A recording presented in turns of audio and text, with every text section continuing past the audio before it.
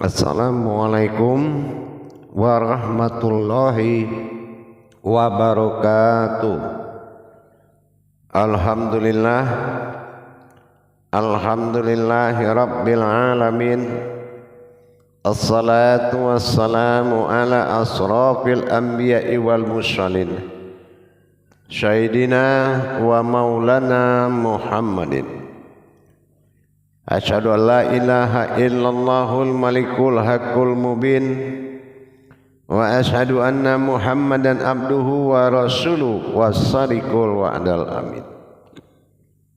Allahumma salli wa sallim wa barik wa karim azanul nabil karim idinil lazi min jamalika wa innal lazi min jalalika wa innahu min kitabika wa tahirin wal mujahidina amma ba'du ibadullah. Bersyukur kita kepada Allah dengan mengucapkan alhamdulillahirabbil alamin atas segala limpahan karunia rahmah dan hidayahnya, serta dengan izinnya juga kita dapat menjalankan amanahnya, beramal dan beribadah zahir batin dunia dan akhirat.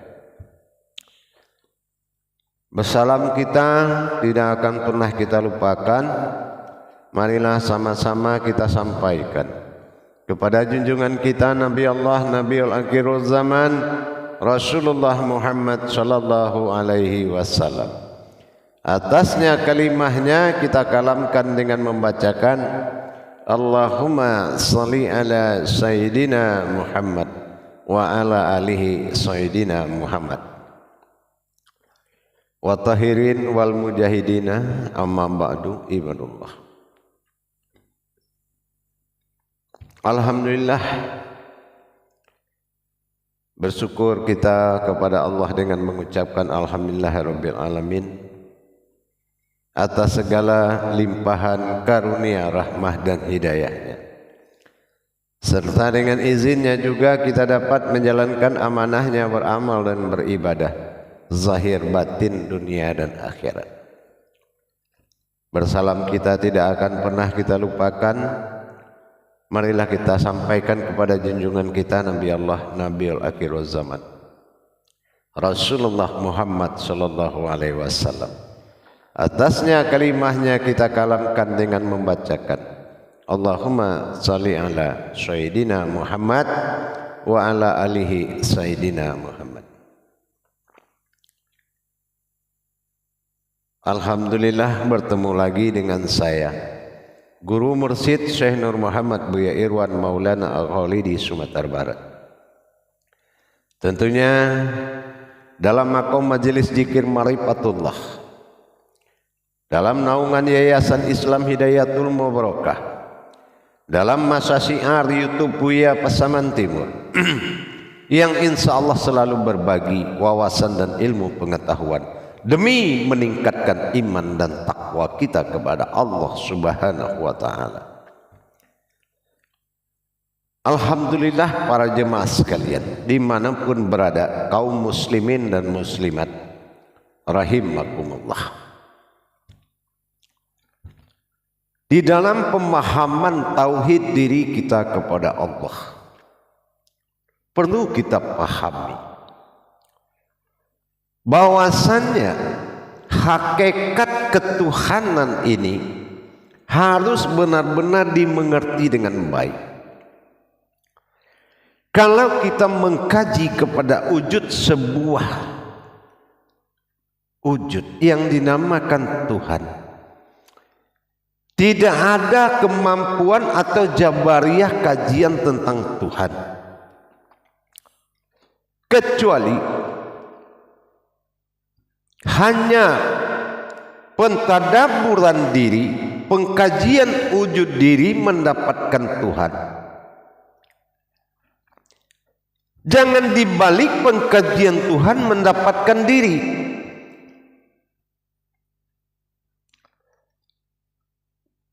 Karena diri adalah sebuah maujud yang akan dikaji setelah bagaimana mendapatkan sebuah wujud.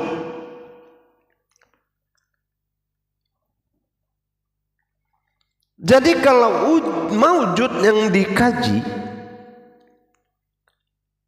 terhadap tujuan sebuah wujud,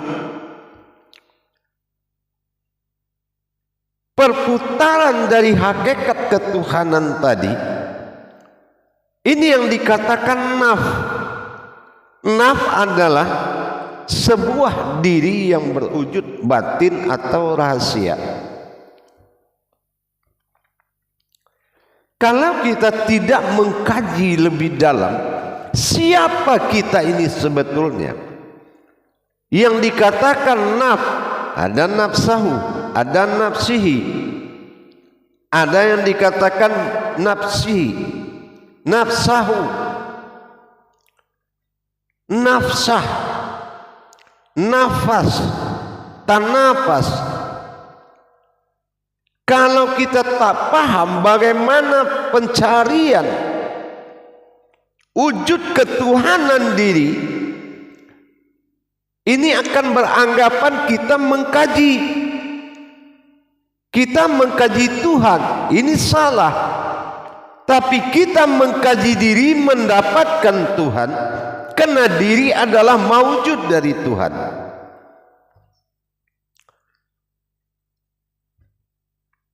Jangan ada rasa keterpisahan di dalam pencarian tadi. Cepat sambut dengan pandangan bahwasan yang dikaji ini maujudnya adalah kita sendiri. Ini yang dikatakan batin yang terlihat. Manusia itu adalah wujud batin Allah yang terlihat. Bukan seorang manusia mengkaji tentang Allah. Asma Allah itu hayat pada diri berlima sifat. Apa yang dikatakan sifat? Bersifatnya Allah pada sebuah maujud yang dikatakan diri.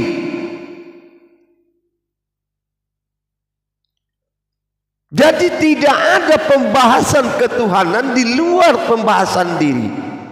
Semua kembali kepada pembahasan tentang wujud sebuah diri. Makanya kita harus benar-benar memahami yang kita kaji ini adalah maujudnya Allah yang bernama diri. Cuma diri jangan dikasih nama dulu sebelum kita memasuki masa iman. Di dalam masa ilmu tidak ada penyebutan sebuah diri. Tidak ada penyebutan asma sebuah diri, tetapi adalah diri yang berdiri.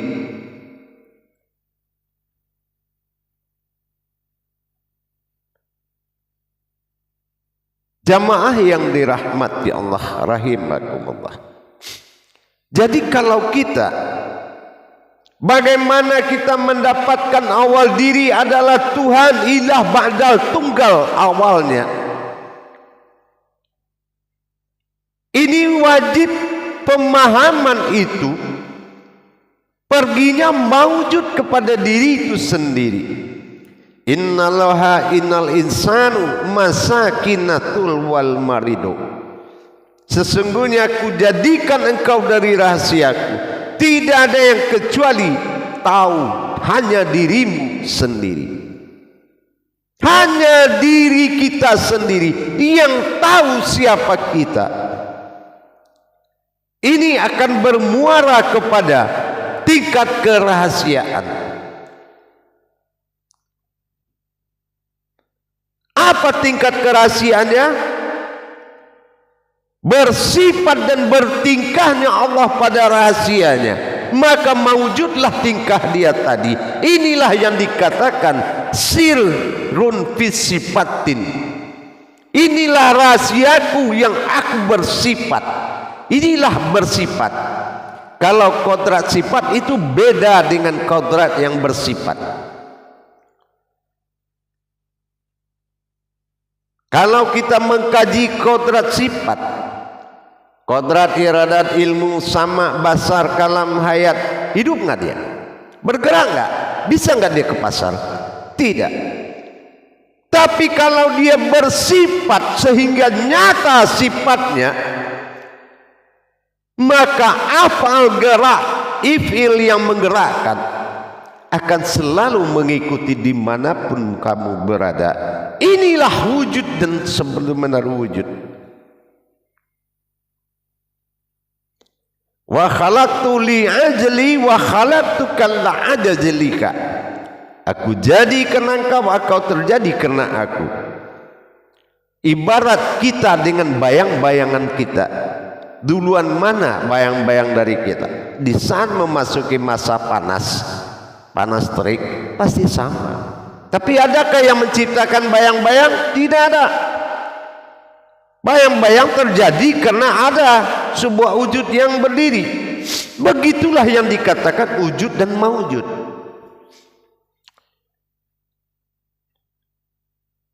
Dengan adanya pembedahan diri kita, lapisan-lapisan diri yang ada tersusun ke dalam diri, 7 lapisan diri, mulai dari jasad sampai ke sibahar, sampai ke ayan kerajiah, sampai ke jauhar basita. 7 tingkat derajat diri, lapisan-lapisan diri yang menyembunyikan keberadaan sebuah wujud bernama Tuhan. Tapi aku bersembunyi di dalam sifatku sendiri, berarti sifatku wasifatin wasiruhu, sifat itu juga yang rahasiaku, yang berasal dari aku. Jadi jangan merendahkan diri. Kalaulah kita tahu diri ini maujud Allah, tidak mungkin kita merendahkan dan menghinakan diri dengan mengatakan asal kita dari tanah, itu pujian amalia. Asal kita dari setetes air mani, itu pujian amalia. Kenapa tidak innalillahi, kita tahu asal kita dari Allah, kembali kepada Allah. Kenapa kita ke makom amaliyah dalam mengangkat derajat diri? Tidak akan bisa terangkat kecuali kita benar-benar mengikuti perjalanan tauhid diri kita, sehingga kita tahu. Contoh sekarang kita melihat telapak tangan ini. Apakah siapa yang melihat dan siapa yang terlihat ini? Ini siapa? Yang melihat siapa? Pernahkah kita berpikir tentang itu? Setelah dia beri nama semuanya, qadrat, iradat, ilmu, sama, basar, kalam, hayat. Wujud Allah pada batin, mewujud pada rohani, nyata Adam pada jasad. Berwasilah Allah pada batin, nyawa bagi diri. Berwasilah Muhammad bagi diri, rohani bagi kita, zat bagi Allah, dan hayat Allah bagi diri, nur bagi Muhammad. Itulah diri insan bagi kita, maujudnya adalah jasad. Apakah ada kodrat-kodrat kemakhlukan dan nama-nama di diri ini? Tidak ada. Berarti ini sifat dari dia, yang mana sifatnya lah yang mampu melihatnya sendiri, melihat wujudnya sendiri. Semua dihalalkan karena memang sudah sifatnya. Wa huwa ma'akum aina ma kuntum. Wa huwa, kalau sudah dia ma'akum padamu, dia semua ini, tidak ada lagi kita. Aina, maka saya makuntum adalah kamu. Itulah mawujud. Al-Hadid ayat 4. Al-Hadid besi, keras, yakin, isbatul yakin. Itu yang dikatakan hakikat Tuhan adalah diri. Tuhan memang tidak sebuah diri, tapi hakikat ini bernama diri.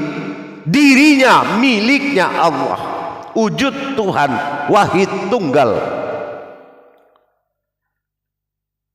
mengangkat derajat ketuhanan melalui diri. dan diri adalah yang terangkat. Kalau awalan semua itu diri. Kalau ada orang memuji Allah kepada melalui dirimu karena kamu memberikan pemahaman yang baik, maka kamu yang terpuji. Kalau orang ingin melihat Allah karena kamu memberikan pemahaman tentang Allah, maka kamu yang terlihat.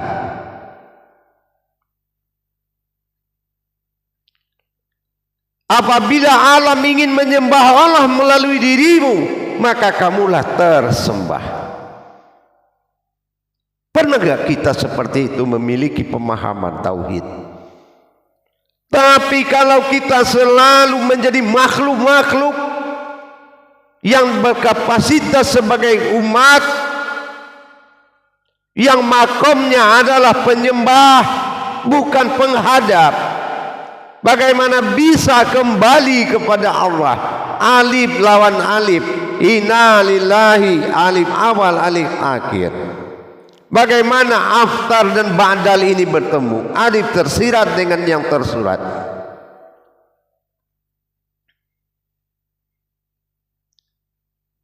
Inilah yang dikatakan hayat. Kehidupan Allah adalah hayatnya. Inilah jasad, akidah, akhlak, iman. Kehidupan yang hidup, ruh dari Allah yang ditiupkan kepada zat Muhammad, ruhani, ruhku, kehidupan nurani, nurku. Dan yang menghidupkan adalah hayyun, itulah qayyum, yang menghidupkan batin. Maka dikatakan zahiru rabbi wal batinu abdi. Zahirmu adalah wujud dari Tuhanmu, sementara kamu adalah batinul abdi, sebuah batin yang mengabdi. Mana batin? Bukan batin di dalam, tapi batin meliputi sekalian alam. Batasan diri yang rahasia meliputi sekalian alam, menuju wujud diri yang rahasia, yaitu batin yang terlihat. Mana batin yang melihat dan mana batin yang terlihat?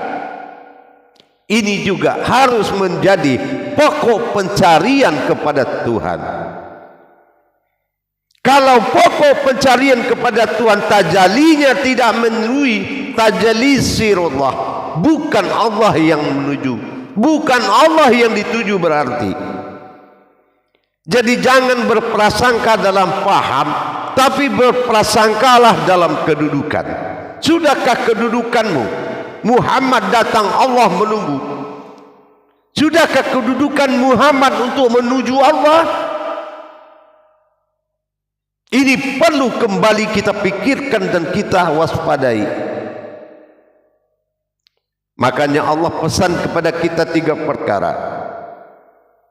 Muqarabatu fi ruhi, waspadailah apa ruh hayatmu sebenarnya. Muqarabatun fi siri, waspadailah apa yang disebut rahasia pada dirimu. Mana diri yang rahasia itu? Yang ketiga, muqarabatun fi qalbi, mana kalbi itu yang tempat kamu berpijak. Mana hati halus tempat kamu berpijak.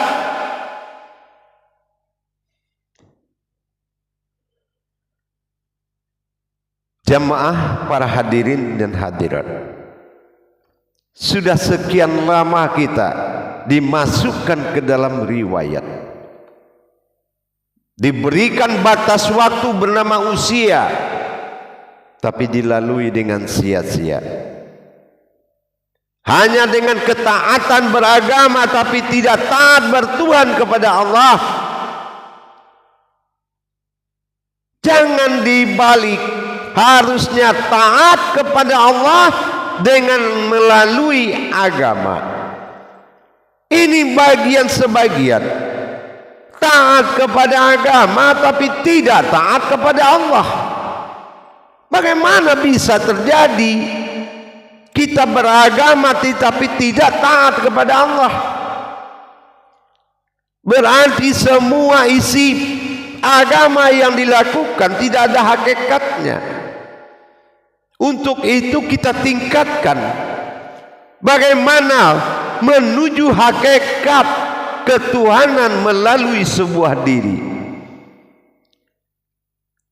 Maksud dari hakikat ketuhanan dan diri sudah ada dalam tauhid. Asyhadu an la ilaha illallah wa asyhadu anna Muhammad Rasulullah.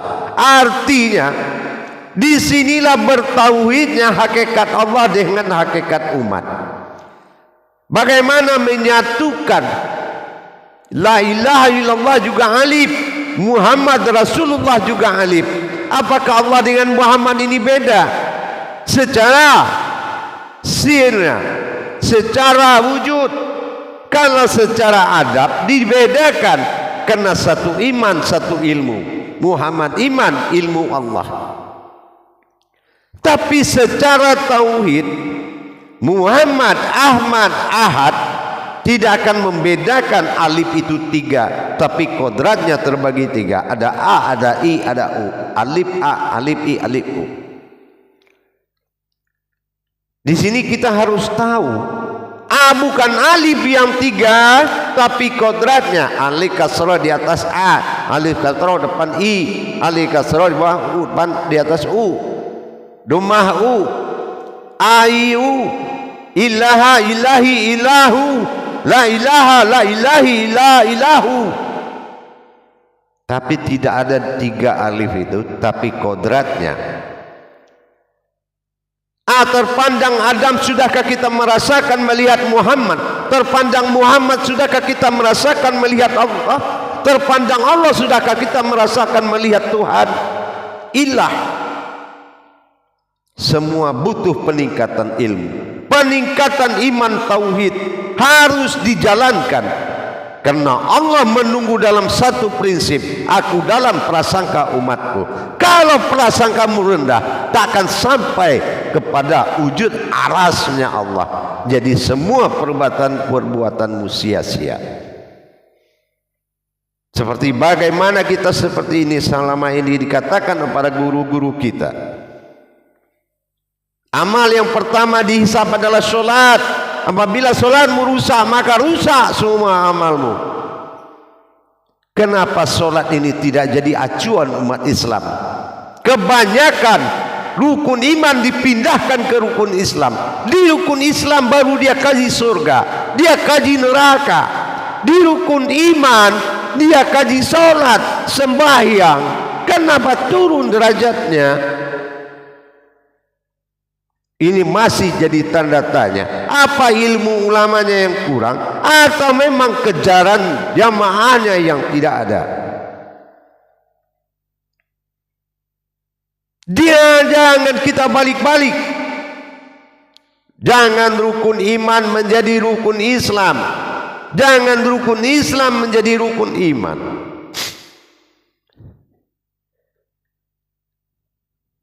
Semuanya kembali ke kita.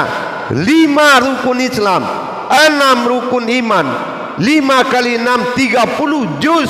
Nih wujud diri yang akan menentukan semuanya. Tiang utama Islam itu adalah diri, juz, nas,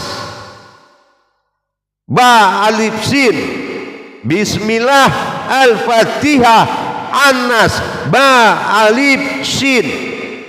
Bertajali Allah dalam bismillah. Berdiri dan bertajali Tuhan kepada diri bernama Al-Fatihah. Dan mawujud nyata Allah bagi diri dinamakan Anas, ba, alif, sin, bis. Kenapa tidak bisa milah? Karena milah adalah langkah Allah yang akan mewujud pada Rahman, jasad, kuling, daging, urang dan tulang, Rahim, batin, zat dan nur. 7 sifat tajalli Al-Fatihah mewujud dalam An-Nas, berahsia dalam Al-Ikhlas. Jamaah yang dirahmati Allah rahimakumullah. Janganlah kamu menjadi seorang yang pengkaji Tuhan. Tuhan tidak bisa dikaji. Tapi saksikanlah dikala kamu belajar, mendengar ceramah, saksikan dirimu sebagai batinnya Allah, menerima wahyu dari Allah. Itulah yang lebih tepat. Kalau kodrat manusia sudah dijelaskan, manusia adalah yang lemah, tidak mungkin bisa menerima pemahaman tentang kajian Tuhan. Tuhan gak bisa dikaji, tidak bisa dibahas, melainkan pembahasan kodrat bernama diri nafs. Mari kita cari, kita tingkatkan iman kita kepada Allah dengan mengkaji diri kita kembali. Rahasia besar itu ada pada diri kita sendiri. Kitalah rahasia besarnya Allah. Bukanlah kulit asalnya kulit, bukan daging bukannya daging, bukan tulang berasal dari tulang, bukan urat berasal dari urat. Kalau mengkaji Tuhan tentang Tuhan, mengkaji Tuhan bernama Allah, berwujud akan diri, tidak ada air, api, dan tanah, tidak ada kulit, daging, dan urat. Yang ada apa? 4 batin. Napas, napas, ampas, nupus. Baru hadir 4 zat. Diwadi, mani, manikam. Baru hayat pada 4 nur. Nur, nurullah, nur Muhammad, nur haknya Allah. Inilah yang dikatakan azali, yang menjadi alam azalinya Allah pada qalbi. Inilah menjadi hati halus. Qalbi mu'mini baitullah. Hati halus manusia yang berilmu itu milik rumahnya Allah. Rumahnya Allah. Qalbi mu'minin. Maka kerjalah, berusahalah kita mencapai seorang mukmin. Dari wajibul wujud, mewajibkan adanya Allah Qadim, waliul wujud, memperlihatkan wujudnya Allah, wahidatul wujud, yang terlihat hanya Allah. Inilah yang dikatakan tauhid. Tauhid semakin dikaji semakin mengerucut, bukan mekar. Dari satu asal dirimu, kembalilah kamu dalam hitungan satu, insya Allah. Alhamdulillah, dengan adanya pemahaman bahwasannya bukan kita yang mengaji, bukan apa-apa, cuma saksikanlah sesuatu diri yang sedang dikaji. Insya Allah, mudah-mudahan semakin kita memahami, semakin meningkat iman dan takwa kita kepada Allah. Semakin kita mengerti, semakin bijaksana kita kepada Allah. Dan semakin kita banyak tahu, semakin tinggi rahasia kita kepada Allah. Insya Allah, Allah adalah Tuhan. Insya Allah. Barakallahu ya Karim, ya Rahman, ya Rahim. Bagi jamaah para hadirin yang ingin mendapatkan tuntunan tentang bagaimana bertauhid kepada Allah melalui wujud sebuah diri, silakan menghubungi nomor telepon yang ada di layar deskripsi telepon, layar YouTube Buya Pasaman Timur. Insya Allah, mudah-mudahan kita sama-sama mencapai martabat ilahiyah pada diri kita, insya Allah. Akhirul kalam, wabillahi taufiq wal hidayah. Assalamualaikum warahmatullahi wabarakatuh.